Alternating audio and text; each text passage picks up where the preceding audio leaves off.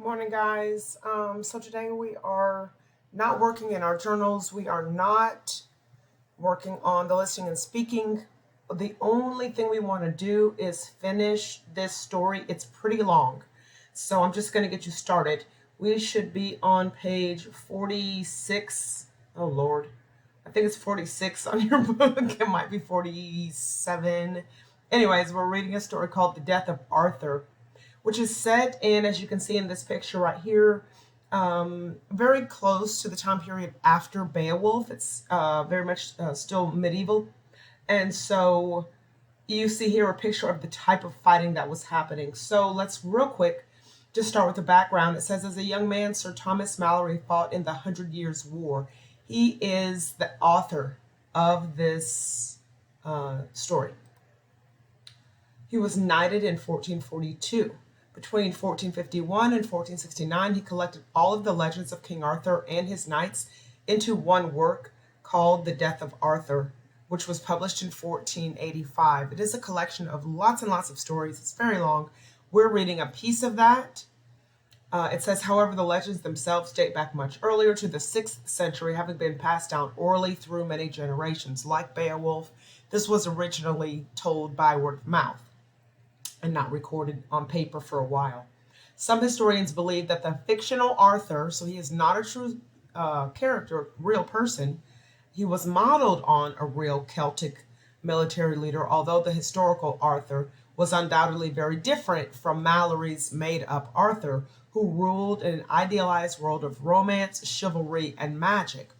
Now, romance is not only feelings of love, but it's expressing your emotions. And that means that throughout this passage, you'll see that the king weeps or cries. And if you feel like he's an emotional guy, because in the culture at that time, it was much more accepted for men to be honest with their emotions and to just cry openly. Also, chivalry is the code that knights used for to be an honorable knight. They were expected to be brave. Part of chivalry includes being brave, being respectful to women, which we do have some parts of that in our culture still. They're expected to be loyal to the king.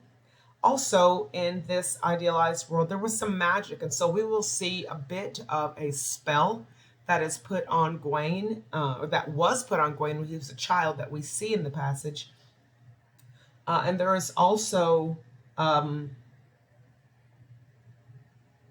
that's good enough. There's also like a little bit of supernatural going on with a dream state where there's a prophecy. So as you read, we want to pay attention to the conflicts that each character experiences. Listen, announcement. This is the last week of the 6 weeks, and so there is no time to dawdle. So here we have setting a purpose. King Arthur's, in the beginning of the story. This is where we take up. King Arthur's favorite knight, Sir Lancelot, has fallen in love with the king's wife, Queen Guinevere. It's already scandalous, y'all. The secret love affair is exposed by Sir Modred, Arthur's son, by another woman, and Guinevere is sentenced to burn at the stake. Okay, so Modred is Guinevere's stepson. He's the one that tells she is having an affair with Lancelot. Lancelot is basically King Arthur's best friend.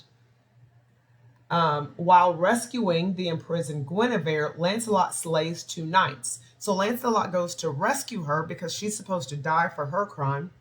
And in doing that, he kills the knights that are guarding her prison. Finds out later, it says, who unknown at the time are the brothers of Gawain, a favorite nephew of Arthur's. So now Lancelot has killed Gawain's brothers on accident. And so Gawain, who is the king's nephew and a knight in his court, and Lancelot are about to have a whole lot of beef. After a reconciliation between Arthur and Lancelot, Lancelot returns Guinevere to Arthur to be reinstated as queen. So Arthur's like, okay, fine. He agrees to let Guinevere be the king.